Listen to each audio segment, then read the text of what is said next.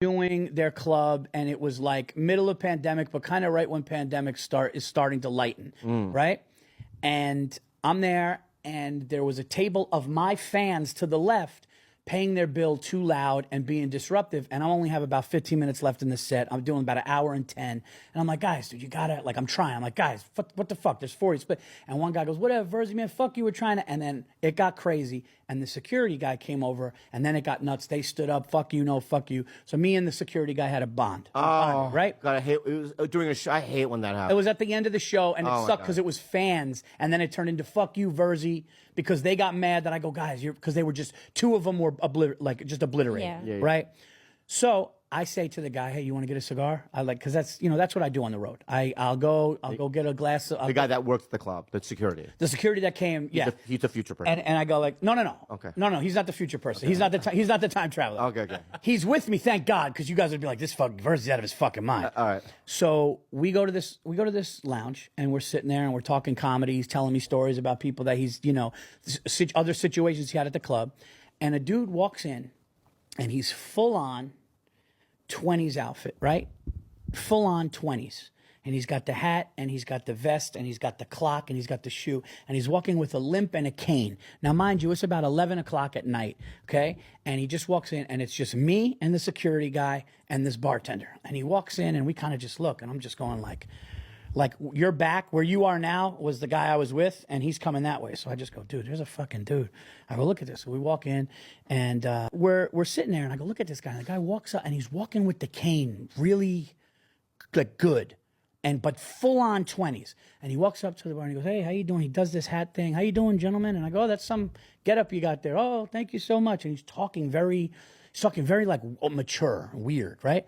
Like, whatever, maybe this guy's acting, whatever, actor. Well, maybe he went to college. What? No. No one went. Dude, if he went to college dressed like that, they would have kicked the shit out of him. Okay. So this is different.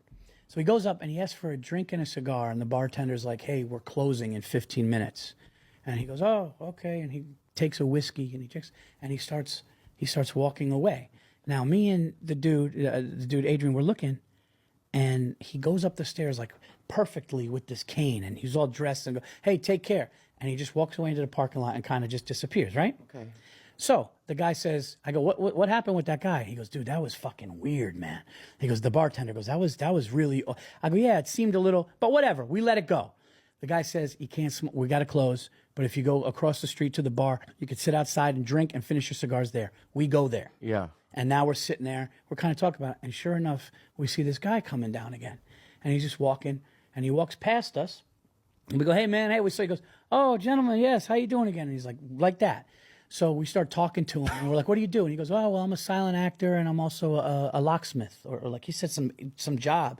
And he goes, yeah. And we go, what's up with your limp? He goes, oh, I fell on my gun and during a scene.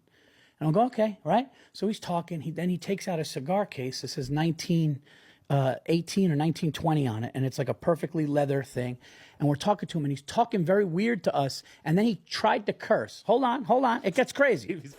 Dude, your face. I'm on board. Okay, but listen. So all of a sudden now, and look, again, I don't know what I saw, but I'm telling you what I felt. Okay. I could tell you what you saw. And he tried to curse, and it didn't fit. He said fuck when he was talking to us, and it felt as though it was somebody trying to talk like us, right? Mm-hmm. And he goes, so he starts, so me and the dude are just talking. We asked his name. He said his name was Jacob, right? He didn't say anything else. We didn't take a picture, nothing. And then he said something like, okay, well, you gentlemen, this and that, and we're talking, and he leaves, and he starts walking. And I put right as he walks, right? So right now he starts walking at this moment, right? Okay. Right now. Yeah. And I just go, dude, that was weird. The other guy goes, dude, what the fuck was that? And then the other dude that I was with just looked up, and he goes, Paul, look at that shit, dude. Look how far he got. Dude, he glitched ahead. Dude, this motherfucker was 20 cars down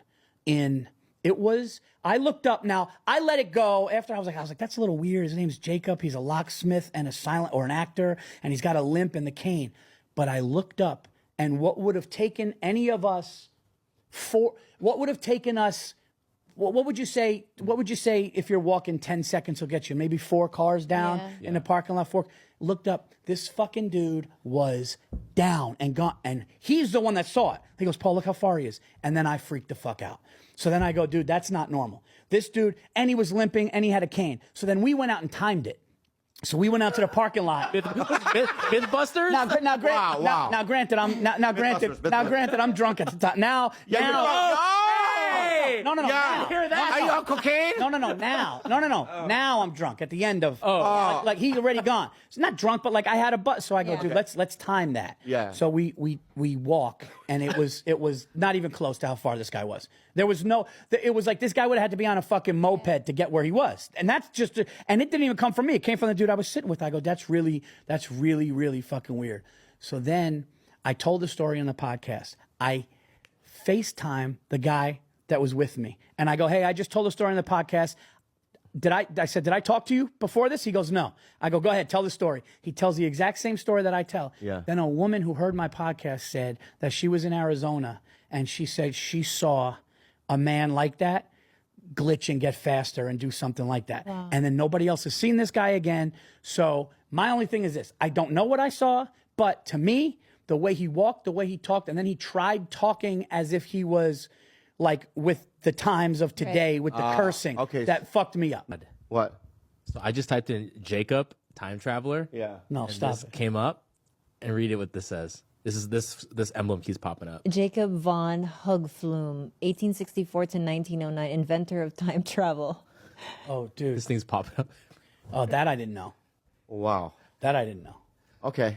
I didn't mean to do that. Now again, I think time. Well, wait, hold on. And then ask you to go to the dark web. But I just want to say this for your listeners. Yeah. I don't think, based on what I saw, that is definitely a time traveler. But based on what Einstein said is possible, Yeah. and then seeing that, I definitely saw something awkward and out of the ordinary.